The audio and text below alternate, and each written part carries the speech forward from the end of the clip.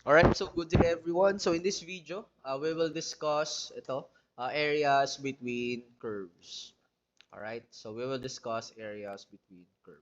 Now, how to find the area between curves. So first, ang una natin gagawin is, first dapat ma-determine natin if we're going to use vertical or horizontal sample strip. So yun yung una natin kailangang ma-determine. If we're going to use vertical strip,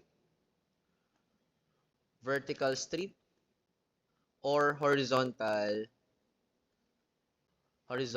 strip. All right. So, let's proceed muna dito sa vertical strip. So, how to determine if we're going to use vertical strip? So, una, dapat if the functions or the functions of the curves are in terms of x. Yan. So, yun yung una nating palatandaan if we're going to use vertical strip. So, yung mga given na functions must be in terms of x. So, ano ba examples nito? So, ano ba examples ng mga functions na in terms of x? So, first we have, for example, y is equals to x squared plus x plus 2. We have y is equals to e raised to x plus 2. Another thing is y is equals to x plus 1 over x plus 2. So, if the functions looks like this, ayan, looks like this, then we're going to use vertical strip. Now, sir, what if the functions are not provided in a problem? So, for example, ang provided lang is the area. For example, we have this one. So, as you can see, we have this uh, plain region. Ito yung plain region natin. So, what if ang given lang natin is the plain region without the functions. So, how to determine if we're going to use vertical strip? So, in this case, paano natin ma-make sure na we're going to use vertical strip? So, for example, in this case, so as you can see, our sample strip is vertical. Okay, so ito yung una nating sample, rectangular strip. So, ano yung nasa taas niya? So, yung nasa taas niya na curve is yung kulay red, di ba? Okay. And yung nasa baba niya is kulay blue. Okay. Now, if we move the vertical strip left and right along the plane region, hindi mababago yung nasa taas tsaka nasa baba ng rectangular strip, di ba? So for example, I move the strip down here. Yan, so yung nasa taas niya is red, and nasa baba niya blue pa rin. So walang nababago. So kunyari dito naman, di ba? So nasa taas niya red, ang nasa baba niya blue. So kahit anong vertical strip ang piliin niyo, laging nasa taas si red, laging nasa baba si blue. Okay, now, so kaya yun ang reason kung bakit vertical strip yung gagamitin dito. Now, bakit hindi pwede si horizontal strip? So, bakit hindi pwede si horizontal strip? For example, we draw a strip here. So, a horizontal sample strip. So, sa left side, as you can see, the curve is yung kulay blue na curve. Then, sa right side, ang curve na meron tayo is yung kulay black. Di ba?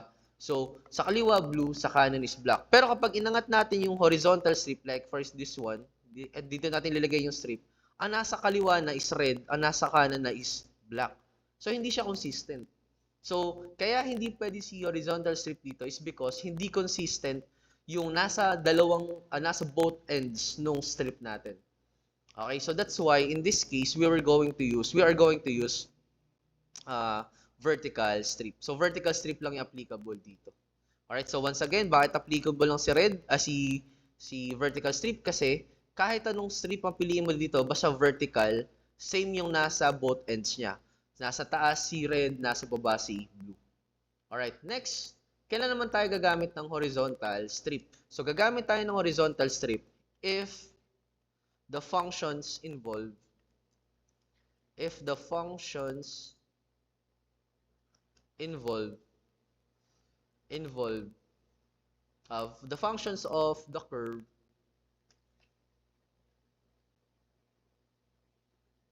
are in terms of y. So, ayan. So, dyan tayo gagamit ng horizontal strip if the functions are in terms of y. So, ano ba yung examples nito? So, ano yung examples sa mga in terms of y? So, we have x is equals to y squared plus y plus 2. We have x is equals to e raised to y plus 2. So, we also have x is equals to x plus y plus 1 over y plus 2. So, if the functions of a given curves are in terms of y, and in terms of y, then we're going to use horizontal strip. Alright? So, now, sir, what if, just like do sa una nating example, so what if hindi given or hindi binigay yung mga curves or hindi binigay yung mga functions ng mga curve? So, ano yung palatandaan natin? So, same logic nung ginamit natin sa vertical strip. So, for example, in this case kasi, ang gagamitin natin is ito. Ang gagamitin natin is horizontal strip. So we're going to use horizontal strip. Now, dito sa vertical strip, sa horizontal strip natin, ang nasa kaliwa is blue, ang nasa kanan is red. And kahit anong piliin mong, kahit saan mo ilagay yung horizontal strip, totoo siya lagi. Consistent na ang nasa kanan is red, ang nasa kaliwa is blue. So for example, di ba? Kunyari, iaangat natin yung strip. Okay, inangat natin yung strip. Ang nasa kanan niya, red pa rin, di ba? So, ang nasa kanan niya is red pa rin, ang nasa kaliwa niya is blue pa rin. So, kahit anong piliin mong strip, di ba? Kahit itaas baba mo yan, as long as horizontal yung strip natin, laging consistent yun. So, sa kanan is red, sa kaliwa is blue. Alright. Now, bakit hindi pwedeng gamitin si vertical strip dito? So, bakit hindi siya pwedeng gamitin? Kasi ganito, tinan nyo. Kapag vertical strip ang ginamit natin dito, for example, this one, yung nasa taas natin is blue. Ayan. Yung nasa baba is black. Pero kapag insug natin sa kanan, so let's say iusog natin sa kanan yung strip, yung vertical strip. Okay, di ba nabago na. Yung nasa taas niya ngayon red, yung nasa baba ngayon black. So hindi siya consistent. So therefore, hindi natin pwedeng gamitin si vertical strip in this case kasi hindi consistent yung curves na nakadikit doon sa both ends ng strips natin. So that's why in this case, ang pwede lang dito is horizontal strip. So yun yung palatandaan natin.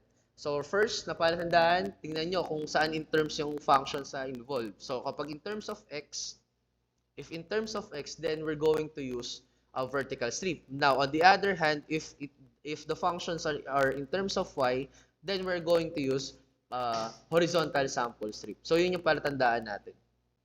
Alright, so now let's have some examples.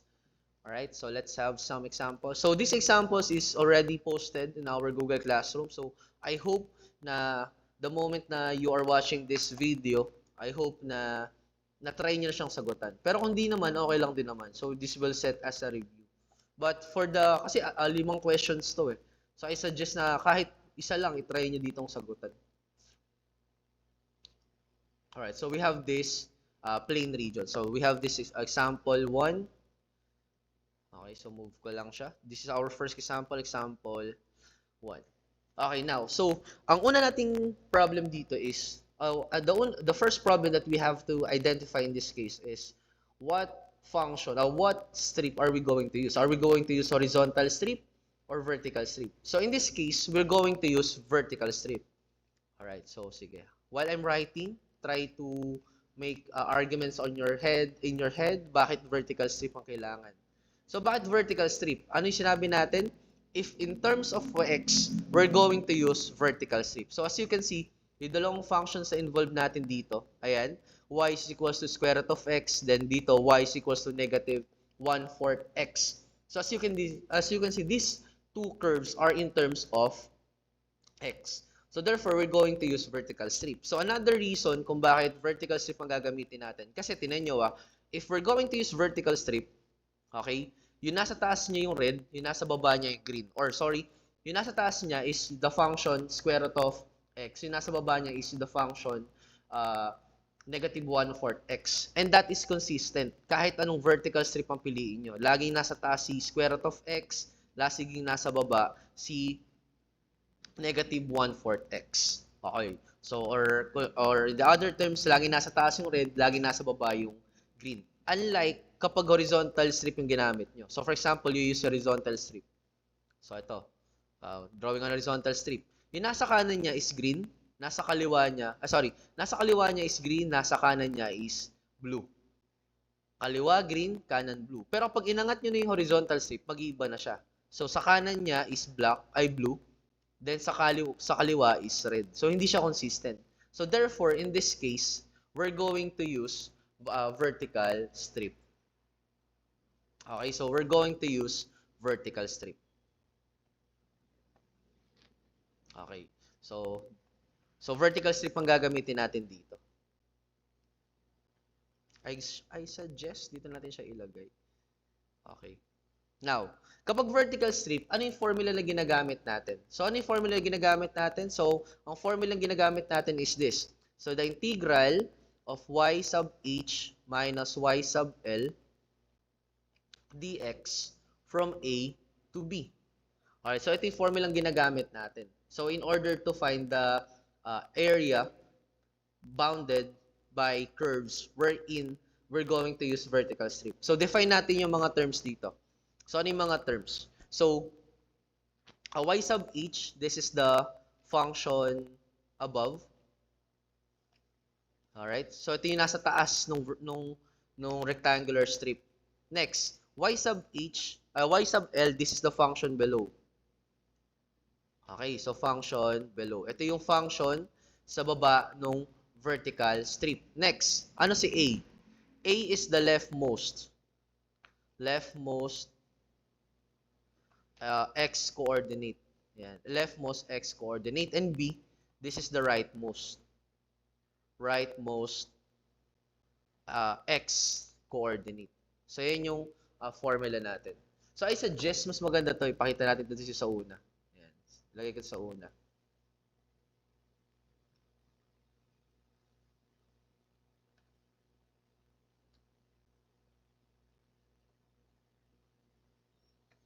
So, lagay natin siya dito sa una.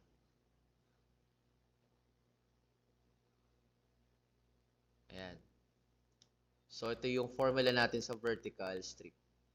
So, ito yung formula ang gagamitin natin kapag vertical strip. You know what? Balik natin sa dati. Mas maganda pala siya dito. Okay, so y sub h, ulitin ko, y sub h, that is the function above. Y sub l, that is the function below.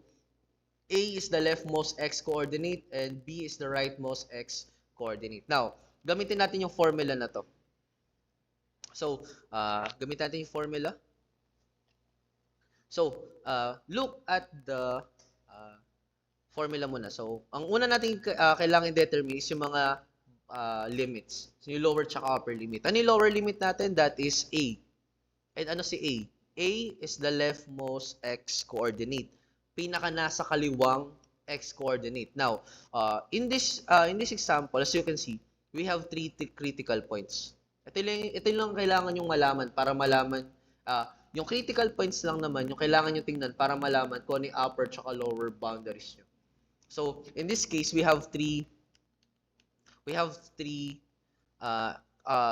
critical points. So, ano yung critical points? Ito yung mga nasa gilid. So, we have 0, 0, we have 4, 2, and we have 4, negative 1. So, dito sa tatlo na to, ano ba yung pinaka nasa kaliwa? Di ba yung pinaka nasa kaliwa natin is 0, 0.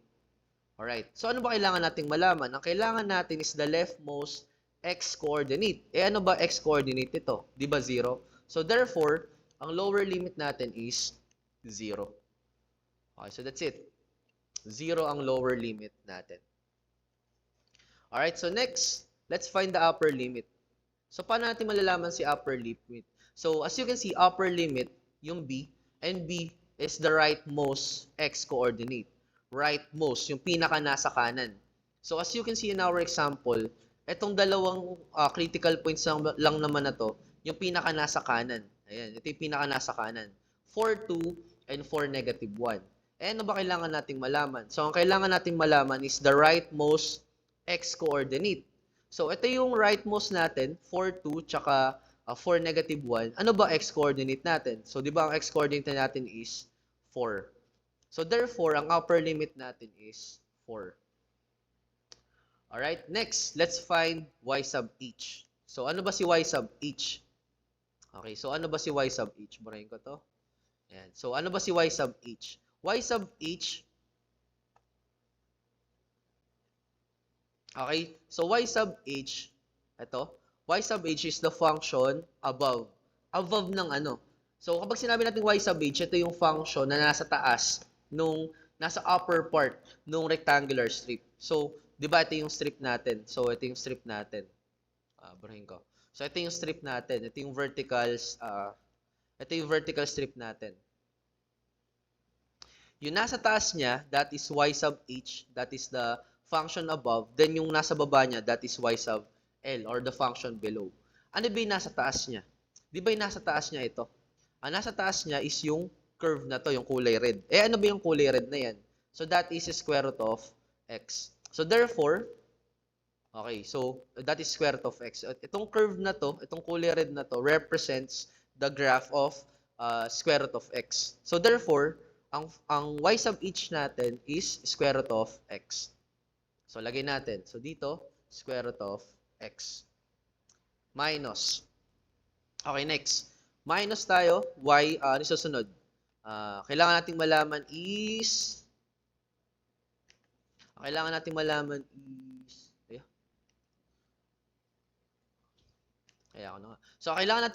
is y sub l naman. So, ano ba si y sub l? So, y sub l is the function below. Eh, ano ba yung function below natin? Ito siya, di ba? Yung linear na to. Yung line na to. And this curve is represented by this function, which is negative 1/4 x. So basically, palitan lang natin si y sub l ng negative 1/4 x. So, negative 1/4 x. Then, ang hindi pwedeng kalimutan, don't forget the dx. Okay, now, na-set up na natin ngayon. So, na-set up na natin ngayon yung definite integral in order to find the area of this bounded region. Yan. So, ang kailangan natin gawin ngayon, we have to solve this. So, after solving this, we will find the area of this blue region. So, solve natin. So, focus na tayo dito. So, how to solve this? So, just apply yung mga rules na tinuro ko sa inyo. So, first, let's simplify muna natin yung function to be integrated. So, square root of x, as you can see, double negation siya. So, pwede nating alasin yung negative sign. So, magiging 1/4 x na lang yan. Then, proceed to addition. Then, don't forget the dx. Now, so as you can see, merong involved na radical. So, first, convert muna natin to sa exponential form. So, square root of x, kapag in-convert nyo to sa exponential form, this will be x raised to 1/2 plus, then copy the second term, which is 1/4 x. Then, don't forget the dx. Next, let's apply sum and difference rule. At the same time, pagsabayin ko na, ilalabas ko na rin yung constant. So, x raised to 1/2 dx from 0 to 4 plus, ilabas ko na yung constant na 1/4, 0 to 4 x dx. Alright, so next, let's apply power rule. So, apply tayo ng power rule. So, copy ko lang si variable. Then, yung exponent natin is, ang exponent natin is 1/2. So, plus 1 tayo dyan. So, paano tayo nagpa-plus 1? So, rewrite the denominator. Then, pag-add natin yung dalawa. So, 1 plus 2, that is 3. Times the reciprocal of the exponent, which will be 2/3. Plus, copy the constant, 1/4, or the coefficient. Then, x plus 1 sa exponent. Ang exponent ito is 1. So, 1 plus 1, that will be 2 all over 2. Then, the upper lower limit, which is 0 and 4. Now, let's simplify the previous equation. So, ilagay lang natin sa harapan yung constant. So, magiging 2/3 x raised to 3/2 plus. Then, simplify natin to. So, 1. Ito. 1 times x squared, that is x squared, over 4 times 2, that is 8. Right? Next, then lagay natin yung lower tsaka upper limit na 0 and 4. Alright, so next, let's apply fundamental theorem of calculus. So, ang gawin natin, substitute natin si x ng 4 muna. So, 2 over 3. Then, si x palitan natin ng 4. Ayan. Then, 3 halves. Plus, si x palitan natin ng 4.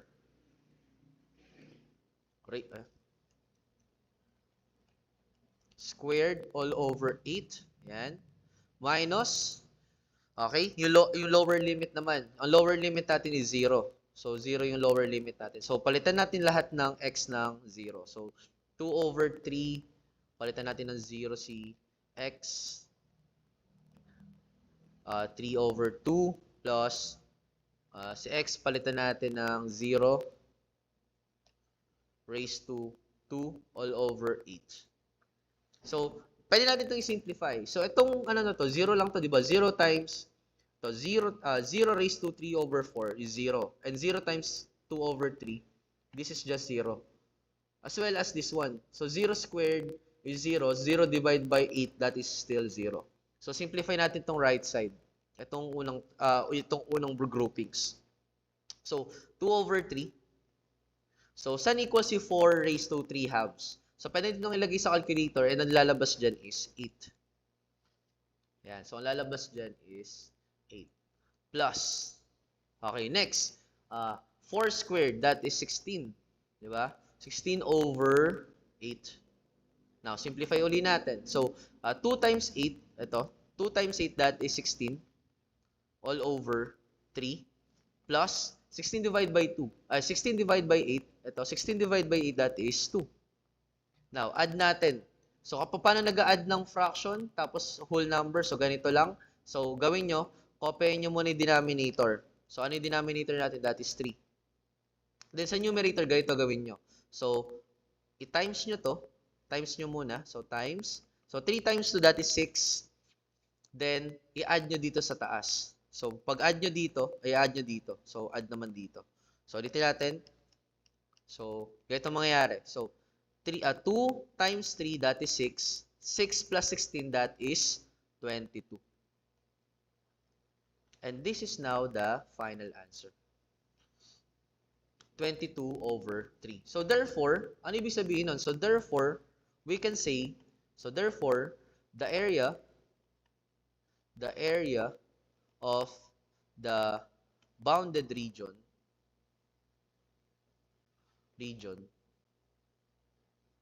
is 22 over 3 square units.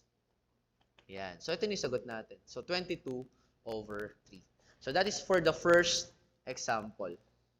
Alright? So, next example. So, since nag-vertical strip tayo, sa second example natin, we will use horizontal sample strip.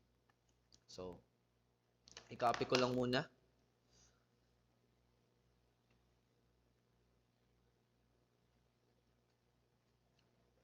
Okay, so, ang gagamitin naman natin dito is horizontal sample strip. So, pagpantayin ko lang. Alright, so that's it. Pagpantayin natin. Okay, this is our example number 2. Okay, so, first question, assuming na hindi ko sinabi kung ano gagamitin strip dito. So, first question, anong strip ang gagamitin natin? So, as you can see, the curves involved are the following. So, we have ito. So, we have this one. So, we have x is equals to y, as well as x is equals to 1 over y squared. So, these two functions are both in terms of y. So, therefore, we are going to use horizontal sample strip. So, horizontal strip ang gagamitin natin dito. Horizontal strip. Okay. Now, so, kapag another reason kung ba't horizontal strip gagamitin natin, tingnan nyo. So, kapag horizontal strip ang ginamit natin, ang nasa kaliwa is red, nasa kanan is blue. And that is true for any rectangular strip na ilagay nyo dito. For any horizontal strip na ilagay nyo. Consistent na ang nasa kaliwa is red, nasa kanan is blue. Okay, so bakit hindi naman pwede si vertical strip? Kasi tingnan nyo, kapag vertical strip ang ginamit nyo dito, okay, so dito, ang nasa taas niya gray, nasa baba niya red. Pero dito, nasa taas niya red, nasa baba niya is blue. So, hindi siya consistent. So, ang pwede lang natin gamitin dito is horizontal sample strip. So, drawing ka na. So, ito yung horizontal strip natin. Alright, now, paano kapag horizontal strip ang ginagamit natin? So, ano yung formula ang ginagamit natin? So, kapag horizontal sample strip, here's the formula that we are using. So, the integral of x sub r minus x sub l dy from C to D. Alright, so ulitin ko, the integral of x sub r minus x sub l dy from C to D. Now, himayin natin yung mga parts nito. So, ano si x sub r? So, x sub r, this is the function from the right. Kaya nga siya x sub r eh. So, function from the right. Next, ano si x sub l? X sub l, that is the function from the left. Alright, now next C. Sino si C? So C, that is the lowest y coordinate. And D, that is the highest y coordinate. Alright, so yun yung mga components nung formula natin for horizontal sample strip. So, ano si x sub r? That is the function from the right. So, ibig sabihin, in this case, okay, so in this case, ang function from the right natin is yung kulay blue. So, ito yung function from the right natin. Ito yung xr natin. Then, ang xl natin ito. Ayan. So, xr, xl. So, mukha siyang k. So, gawin ka itong r. Ayan. So, x sub r, then x sub l. Now, sige. Gamitin natin yung formula.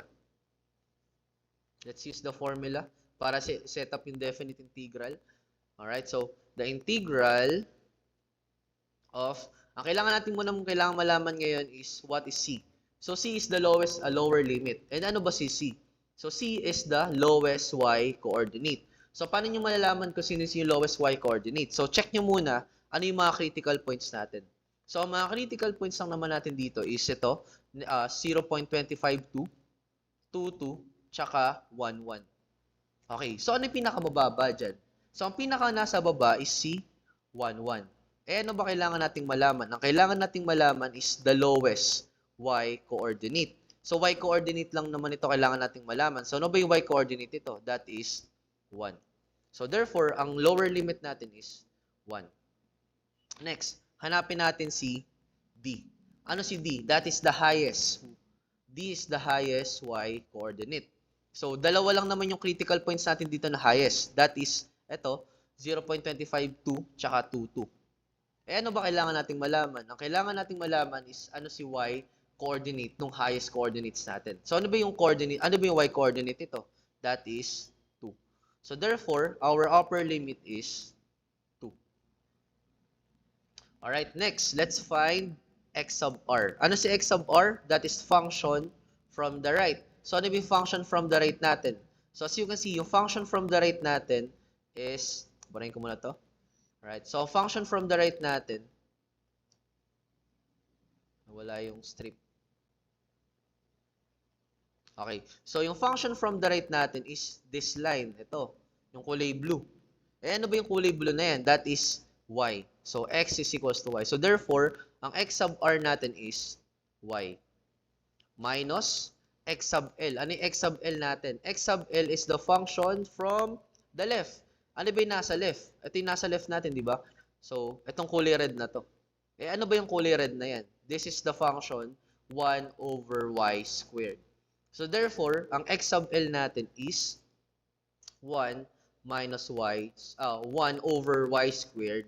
Then, don't forget dy. Alright? So, yan. Naset up na natin yung definite integral that will help us tell what is the area of the blue region. Now, solve natin to ngayon. So, solve natin. So, at this point, gagamit na lang tayo dito ng mga rules na integral sa tinuro ko sa inyo. So, as you can see, we are dealing with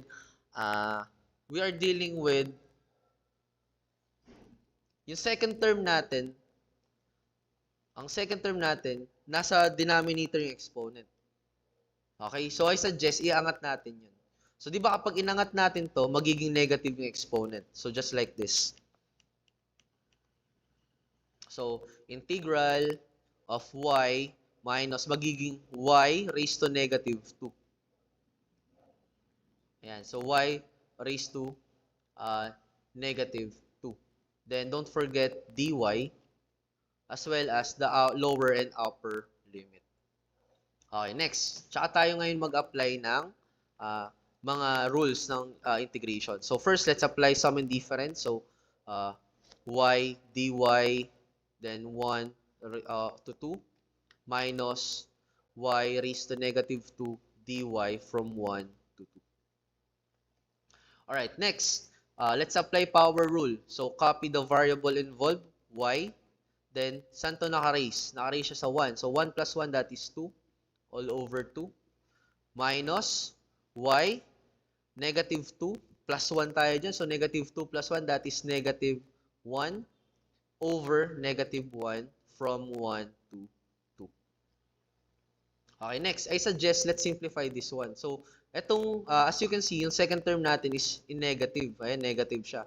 So, ay minus to. So, double negation. So, I suggest, gawin na natin siyang positive. Then, proceed to addition. So, y squared over 2, magiging plus na to.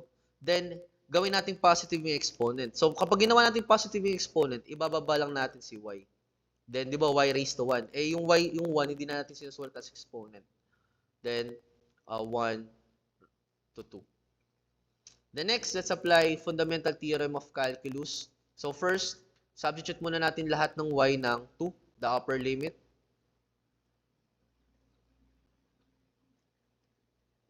Plus 1 over 2. So, palitan natin ng 2. Lahat ng y. Then, next, minus the lower limit. So, lahat ngayon ng y, palitan natin ng 1. 1 squared over 2 plus 1 over, yung y, palitan natin ng 1. Ayan. Closing bracket.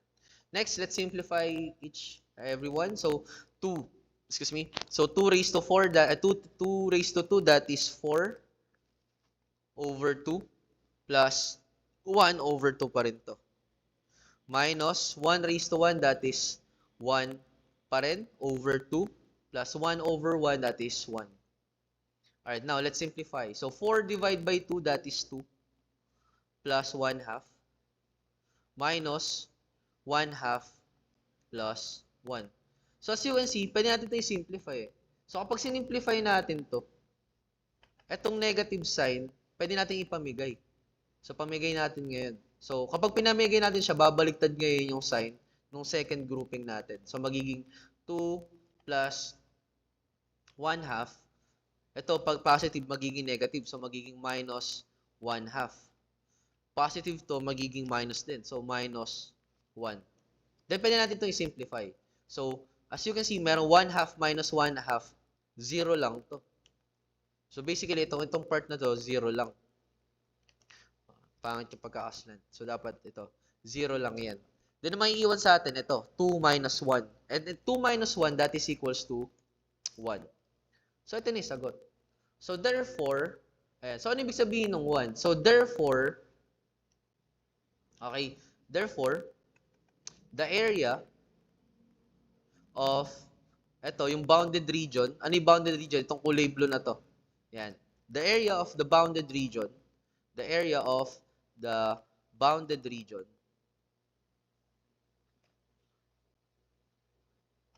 is 1 square unit.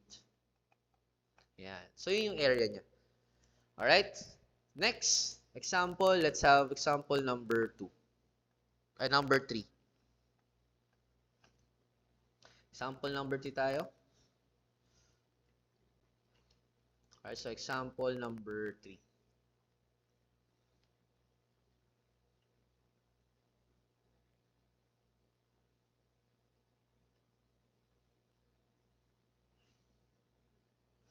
Okay, so example number 3. So, sulat ko si 3 dito.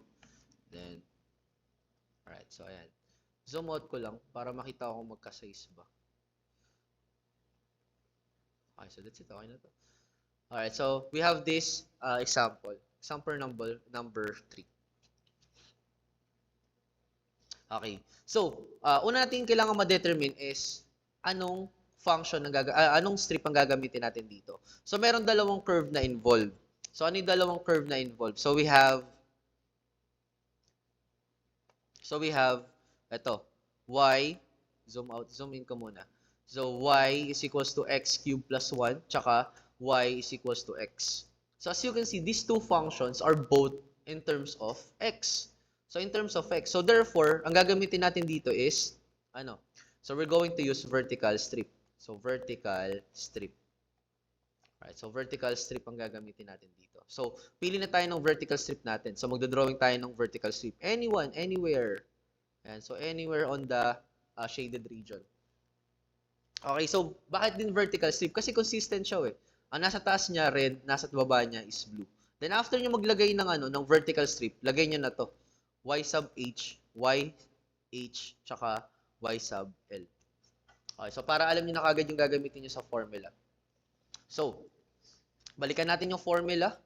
So, the formula for the vertical strip is the integral of y sub h minus y sub l dx from a to b. Okay, sige. Gamitin natin siya. Ayan, gamitin natin to in order to find the area of this region.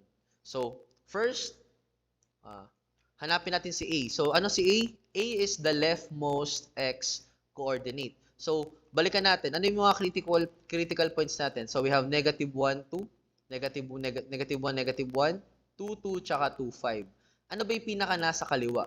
Di ba yung pinaka nasa kaliwa natin? Ito, negative 1, 2, tsaka negative 1, 1. Eh, ano ba si A? A is the leftmost x coordinate. X coordinate. Ano ba yung x coordinate ng dalawa na to? Eh, di ba negative 1? So, therefore, ang lower limit natin is negative 1. Next, let's find the upper limit, B. Ano yung B natin? B is the rightmost x-coordinate. So, ano yung pinaka-rightmost natin? Ang pinaka-rightmost natin is 2, 5, tsaka 2, 2. Eh, ano ba kailangan nating malaman kapag vertical strip? Diba? Ang kailangan nating malaman is the rightmost x-coordinate. Ano ba yung x-coordinate ng rightmost coordinates natin? Diba parehas na 2? So, therefore, ang upper limit natin is alright, next, let's have y sub h. So, ano yung y sub h natin? So, yung y sub h natin, that is the function above. Ito siya. Ano ba yung nasa taas? Diba ito? X squared plus 1. So, therefore, yung y sub h natin is x squared plus 1. Open close parenthesis natin para maganda tingnan. So, sulat ko lang ulit. So, x squared plus 1. Minus y sub L. Ano yung y sub L? That is the function below. Ano ba yung function below natin? Diba ito siya? Itong kulay blue na to. And that is equals to x. So, minus x nyo lang. Then, don't forget the dx, the differential. Alright, now, let's solve this one. So, once we solve this, then alam na natin kung ano yung area nito. Ano yung area ng shaded region. So, solve natin. So, integral of itong nasa unang group, pwede natin itong alisin. Alisin na natin parenthesis. So, x squared plus 1 minus x dx from negative 1 to 2. Okay, so let's solve this. Solve na natin. So, let's apply sum and difference rule. So, pag-iwahiwalay natin. So, x squared dx from negative 1 to 2 plus 1 dx. Di ba yung 1 hindi na natin sinusulat? So, dx na lang yan. From negative 1 to 2. Then, minus x dx from negative 1 to 2. Alright, next, let's apply power rule. So, apply tayo ng power rule. So, x, ang exponent natin is squared. So, magiging 2 plus 1, that is 3 all over 3 plus, ano integral ni dx? Ang integral ni dx is just x minus, ano integral ni x? So, ang exponent dito is 1. So, plus 1 tayo dyan. So, x, 1 plus 1, that is 2 all over 2. Then, yung lower limit natin, 1, tsaka upper limit natin is 2. So, ayan, nasolve na natin yung integral. Next na gagawin natin, apply tayo ng fundamental theorem of calculus. So, alam niyo na gagawin dito. So, lahat ng x, palitan muna natin ng upper limit na 2. So, palitan natin. So, si x, palitan natin ng 2 cube over 3 plus si x, palitan natin ng 2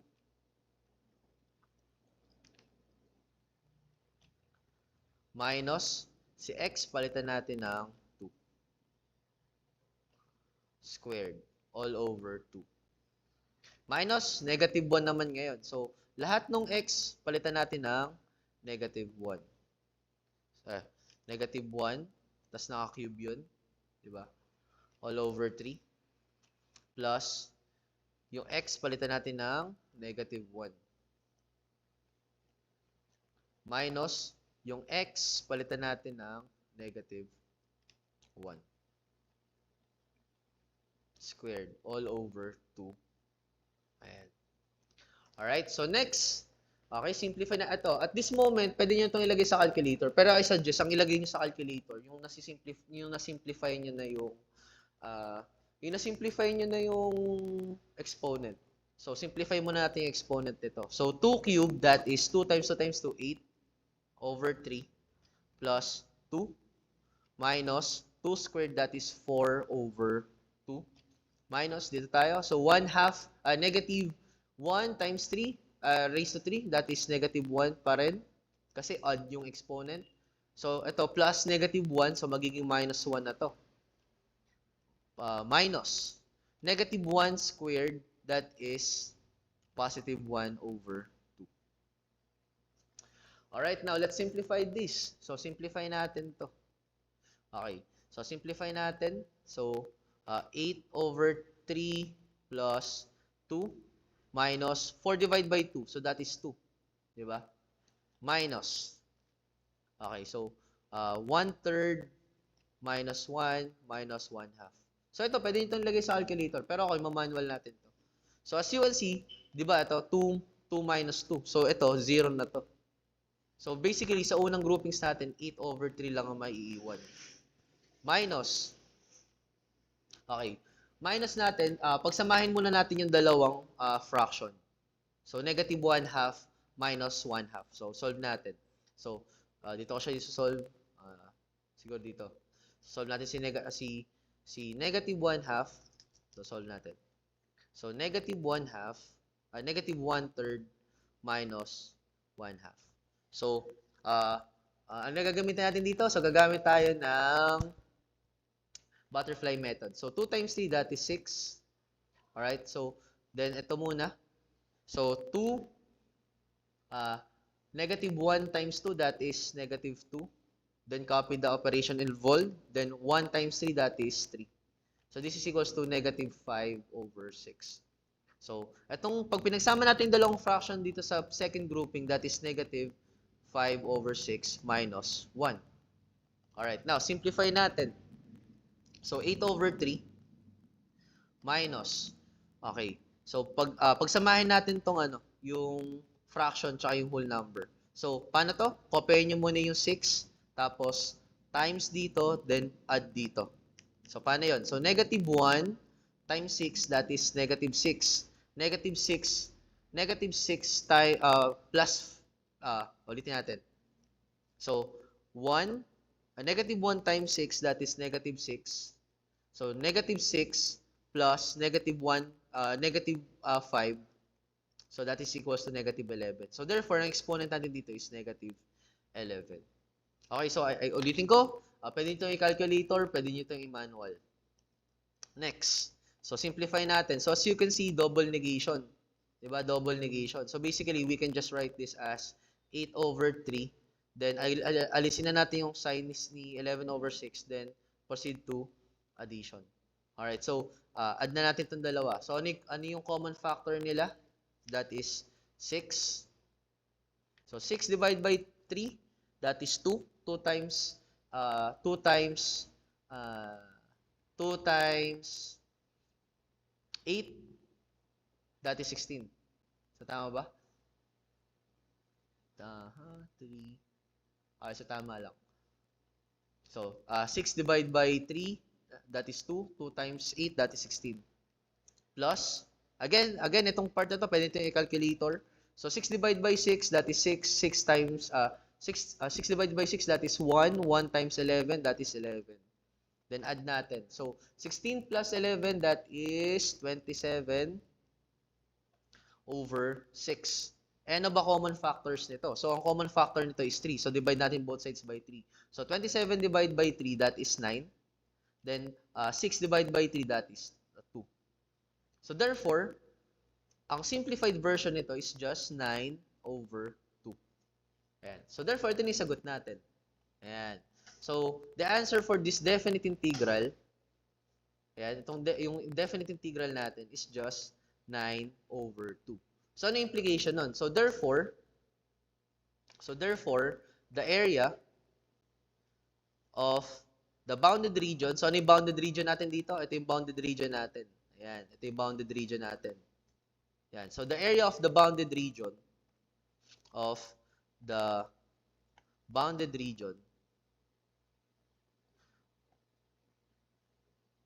is 9 over 2 square units. Ayan. So, ano yung sagot natin? So, 9 over 2 square units. Okay, next, let's have example number 4. Okay, so let's have example number 4. Okay, hold on a second. I'm just gonna take a break. Ihilang ako.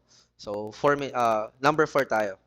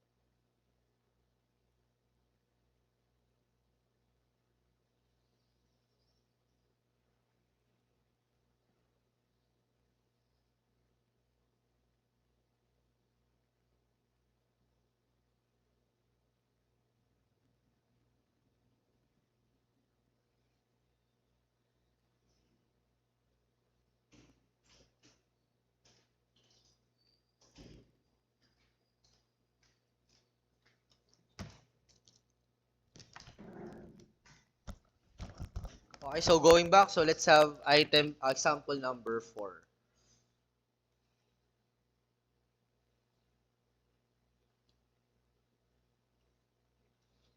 Okay, so let's have example 4. Okay, so ito example 4 natin.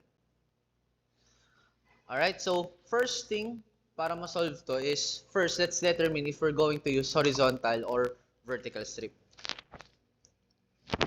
So as you can see, dalawa lang naman yung curves natin dito. So ano yung mga curves natin dito? So first we have x. So first we have x is equals to 2 minus y squared. At the same time, we have this one. So we have x is equals to negative y. So as you can see, these two functions are both in terms of y. So therefore, we're going to use horizontal strip. So in this case, we're going to use horizontal strip. Alright, so we're going to use horizontal strip. You know what? Dito natin siya ilagay sa baba. Okay, so dito natin siya ilagay. Okay, so ulitin ko. In this case, we're going to use horizontal strip. Okay. Now, let's set up natin to. So, another thing, bakit horizontal strip ang gagamitin natin? Kasi tingnan nyo, kapag horizontal strip ang ginamit natin dito, alright, so horizontal strip, consistent na ang nasa kanan is red, nasa kanan is red, nasa kaliwa is green. Consistent yan, kahit anong kahit anong horizontal strip ang piliin nyo dyan, consistent yan. Nasa kanan si red, nasa kaliwa si green. Alright, so unlike kapag ginamit natin dito, kapag ang ginamit natin dito is vertical strip, hindi siya consistent. Tingnan nyo, di ba? So, dito, nasa taas niya red, nasa baba niya green. Pero dito, green, taas niya red, nasa baba niya gray. Yun. So, hindi siya consistent. So, dapat, ang gamitin natin, yung consistent yung nasa both ends. So, in this case, we're going to use horizontal strip. Now, after nyo isulat si horizontal strip, ilagay nyo ni XR tsaka X sub L. So, ito yung XR, ito yung nasa right, then ito yung nasa left. So, XL. Alright, next, let's apply the formula. So, ano ulit yung formula kapag horizontal strip? So, ang formula natin kapag horizontal strip is the integral of the integral of X sub R minus X sub L. Okay, so tama lang. So, the integral of okay. Okay. So, the integral of X sub R minus X sub L dy from C to D. Alright? So, ito yung formula ang gagamitin natin. So, we're going to use this formula, the integral of X sub R minus X sub L dy from C to D. Now, let's apply this. Apply na natin yung formula. So, ano si C? So, C natin is the lowest, is the lower limit. So, paano natin malalaman si C? So, si C is the lowest y coordinate. So, as you can see, in this case, we only have 3 critical points. Ito lang naman yung mga critical points natin. So, we have negative 2, 2, 0, 0, tapos 2, 0. Now, ang gagawin natin, let's find, ano si C? Ulitin natin na, C is the lowest y coordinate. Ano ba yung pinakamababa dito? So, ang pinakamababa natin is itong dalawa na to. Di ba? Ito yung pinakamababa. So, we have 0, 0, tsaka 2, 0. Eh, ang tanong, ano ba yung kailangan natin? So, ang kailangan lang naman natin is the lowest y coordinate. So, ano ba yung y coordinate ng dalawa na to? So, we have 0, 0. So, therefore, ang lower limit natin is 0. Alright, next. Ano ngayon yung upper limit natin? So, ang upper limit natin is D. Eh, ano ba si D? D is the highest y coordinate. Ano ba yung highest y coordinate natin? That is negative 2, 2. Eh, ano ba kailangan nating malaman? So, ang kailangan nating malaman is the highest y coordinate. Eh, ano ba y coordinate nito? Di ba? 2 lang din. So, therefore, ang upper limit natin is 2. Ayan. So, alam na natin ngayon yung lowest tsaka lower tsaka upper limit. Next, i-set up naman natin yung pinaka integral natin, yung function to be integrated. So, x sub r. X sub r is the function from the right. So, ano ba yung nasa right side ng function? So, di ba ito siya? Ito yung right side. Ito. Yung kulay red na to. Eh, ano ba yung red na to? That is x is equals to y minus 2 minus y squared. So, therefore, ang x sub r natin is 2 minus y squared. Then, don't forget minus. Next, let's find naman let's find the x sub r. Ano si x sub r? X sub r is the function from the left. So, ano ba yung function from the left? Ano ba yung nasa left side nung bounded region natin? Di ba ito? Yung kulay green. Eh, ano ba yung green na to? That is x is equals to negative y. So, therefore, ang x sub L natin is negative y. Then, don't forget dy. Okay. So, next, ang gagawin natin ngayon is let's simplify this one. So, simplify na natin to. So, simplify natin. So, as you can see, yung second term natin is negative, tapos ang operation involved is minus. So, double negation. So, basically, pwede natin itong pwede na natin ito paghiwa-hiwalayin. Pwede natin ito pagsamahin na. So, 0, 2. Then, 2 minus y squared. Tapos, plus y na siya ngayon. Then, dy. Okay, next. Let's apply mga rules ng integrals. So, apply na tayo ng mga rules ng integrals. So, ano yung una? So, paghiwalay natin. Then, ilalabas ko na kagad yung 2.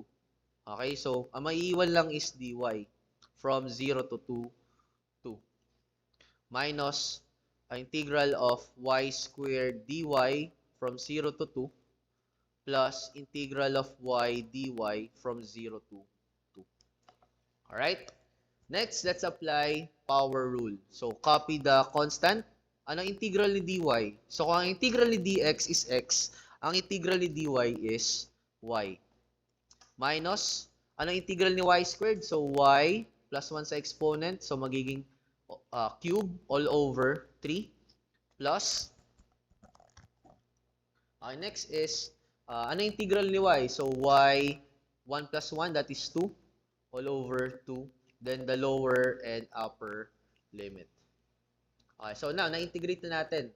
Next natin ngayon, let's apply fundamental theorem of calculus. So, apply tayo ng fundamental theorem of calculus ngayon. So, una natin gagawin, substitute natin yung y ng 2. So, 2, then substitute natin si y ng 2. Minus si y, substitute natin ng 2.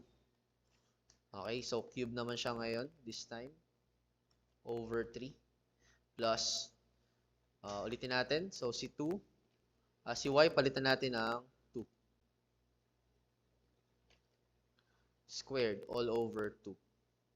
Minus, then lahat ng y, palitan natin ng 0. So, 2, palitan natin ng 0, so 0.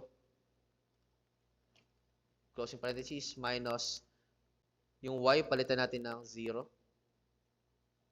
Raised to 3 all over 3 plus yung y palitan natin ng 0. So si y palitan natin ng 0. Then squared all over 2. Okay, now let's simplify this. So as you can see, itong second grouping natin, itong second grouping na to, puro pinalitan lang natin lahat ng 0 yung y. Di ba 2 times 0, 2 times 0, 0 lang to. So, 0 cubed, that is 0. So, 0 divided by 3, 0 pa rin to. 0 squared, that is 0. 0 divided by 2, that is still 0. So, basically, itong part na to, 0 lang ngayon. So, basically, ito lang yung big deal dito. Ito lang yung may bearing dyan. Ito lang yung solve natin. So, solve natin siya ngayon. Okay, so 2 times 2, that is 4. Ayan, so 4. Minus 2 cubed. So, 2 times 2 times 2, that is 8 over 3. Plus, 2 squared, that is 4 over 2. Now, simplify natin. So, 4 minus 8 over 3. 4 divided by 2, so that is 2. Now, pag-add natin. So, 4 plus 2, that is 6. Minus 8 over 3. Now, shortcut natin kapag nag-add ng whole number tsaka fraction. So, copy the denominator. Tapos, 3 times 6, that is 18. 18 minus 8, that is 10. So, ulitin natin yung paano nangyari. Sige, ito. 3 times 6, that is 18. Then, 18 plus negative 8, that is 10. So, 18, sulat ko. So, 18 plus negative 8, di ba? Positive 10. So, therefore, ang numerator natin in this case is 10. So, ayan. So, therefore, ano ibig sabihin ng ni 10 over 3? So, therefore, sulat ko siya dito. Okay, so therefore, sulat ko na dito. So, therefore, the area of the bounded region, ano yung bounded region natin dito? So, yung bounded region natin dito is, ito. Ayan, ito yung bounded region. Ayan, yung kulay blue na yan. So, the area of the bounded region is 10 over 3 square units. Ayan. So, that's it. So, for example number 4. Okay, next, last example, we have example number 5. Okay, so example number 5.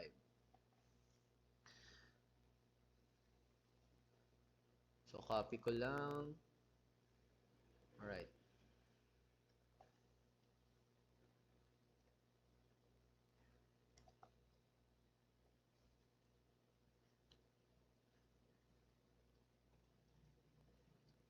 Okay, so we have example 5. Alright, so dalawa lang naman yung function natin dito. So, una natin kailangan malaman, ano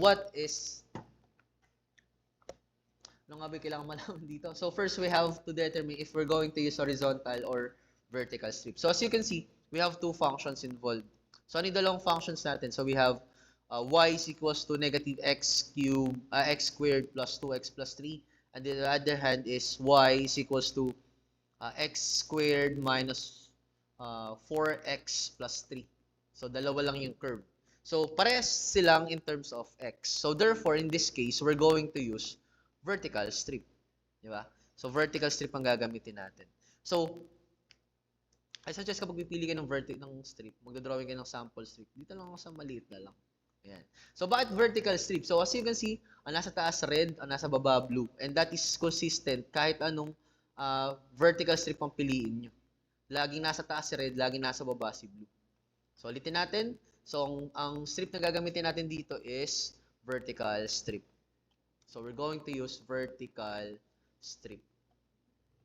So, magdodrawing na ako ng vertical strip natin. So, ito yung vertical strip. Yan. So, ano nasa taas? Ang nasa taas natin is y sub h. Nasa taas y high. And yung nasa baba, y low.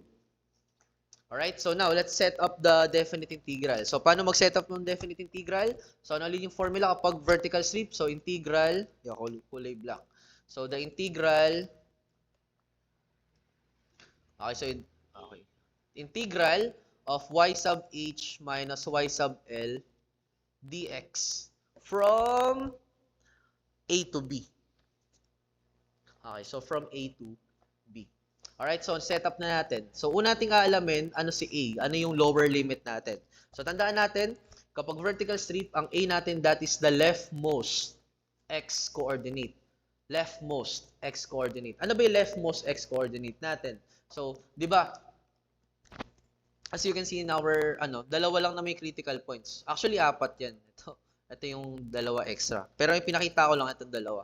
So, we have 2 critical points. Yan. So, 0, 3, tsaka 3, 0. Yan. Yan yung dalawang critical points na pinakita dito sa given. Okay, now, ano si A? A is the leftmost x-coordinate. Ano ba yung pinaka nasa kaliwa dito?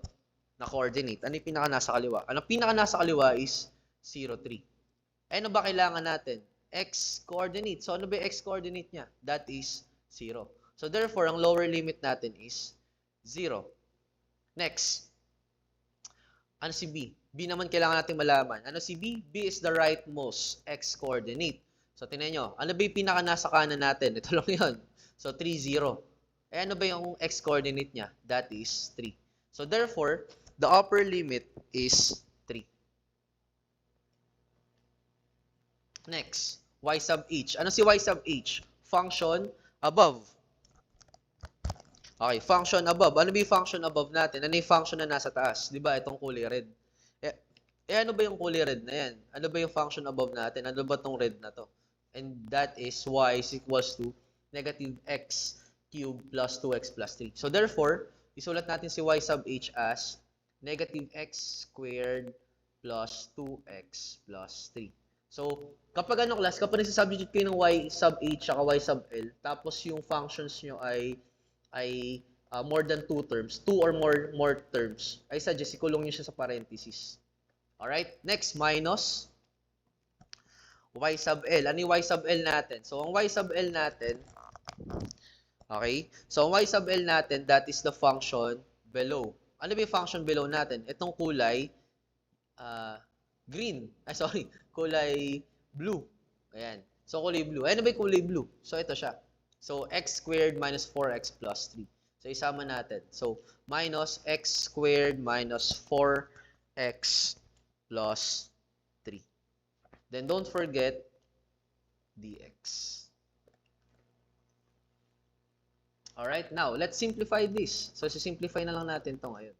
So, kapag sinimplify nyo, itong second term, itong second grouping, Ah, 'di ba minus kasi to, 'di ba? Minus. Tapos meron yung subtrahend natin is groupings. So ang gagawin niyo lang diyan, ipamimigay niyo lang yung negative sign. So pag pinamigay niyo yung negative sign, babaliktad na yung sign niya. So copyin ko yung first term. So negative x squared plus 2x plus 3. Tapos ito, isasama ko na siya dito. Pero pag sinama ko siya, babaliktarin ko na yung sign kasi nga minus to. Okay, so magiging minus na siya kasi positive to eh. So, negative x squared na dito.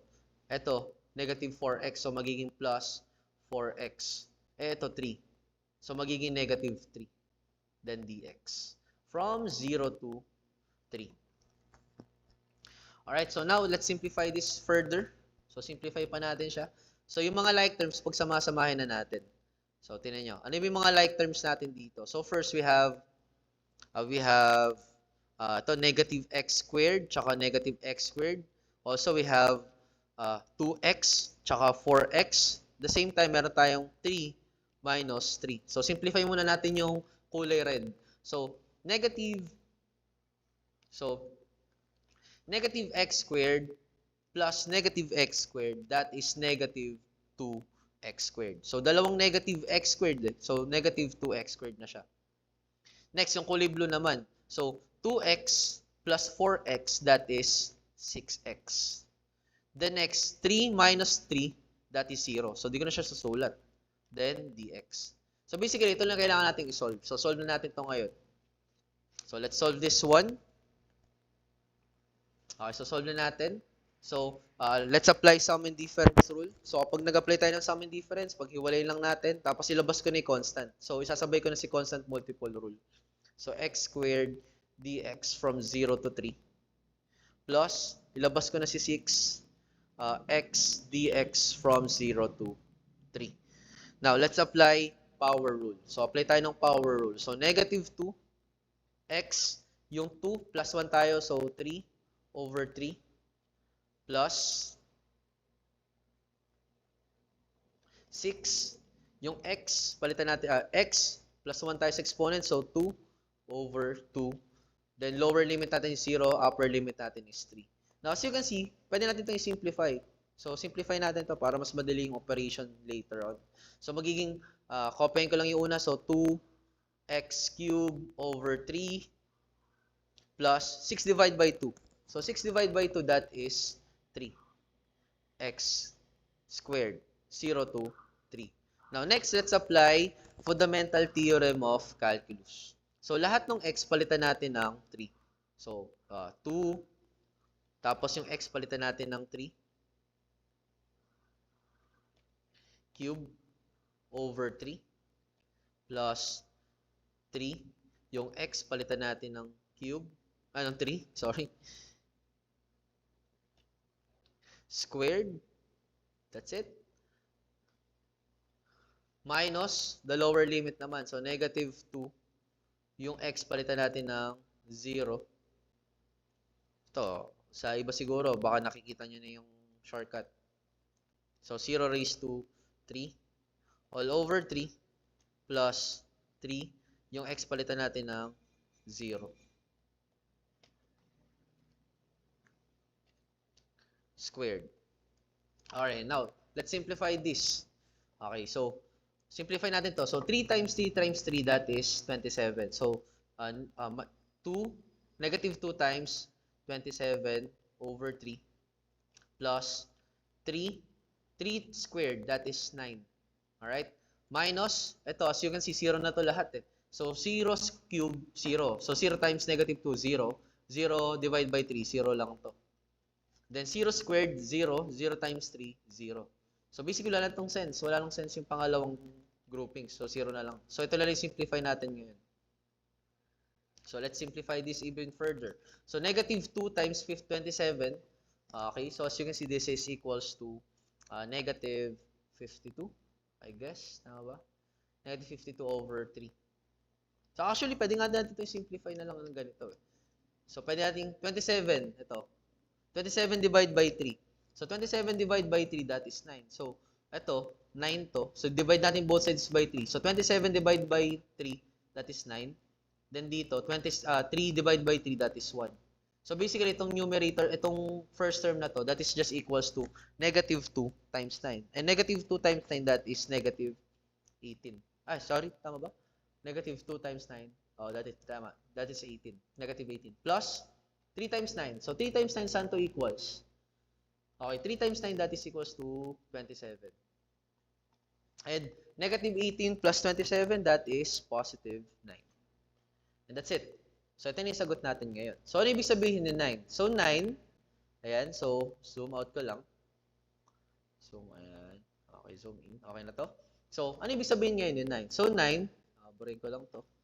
Okay, so 9, so therefore, the area of the bounded region, ano yung bounded region natin dito? Yung blue region, yung kulay blue. Ano ba yung blue natin dito? Ito.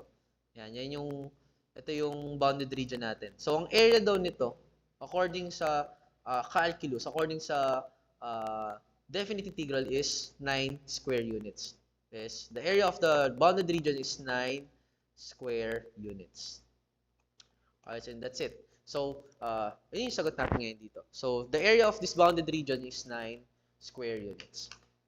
And that's it. So, those are the examples. Those are the examples for areas between curves. So, I hope you learned something. So, I hope na itry nyo rin on your own pace yung mga examples sa binigay ko. So, itry nyo siya ulit-ulit to the point na kapag ulit-ulit nyo kasi siyang sinolve, darating na time na kapag nakita nyo yung problem, alam nyo na kagad yung solution sa utak nyo. So, I suggest ulit-ulitin nyo lang yung mga procedure. I provided naman yung mga materials, yung mga PDF copy ng mga libro.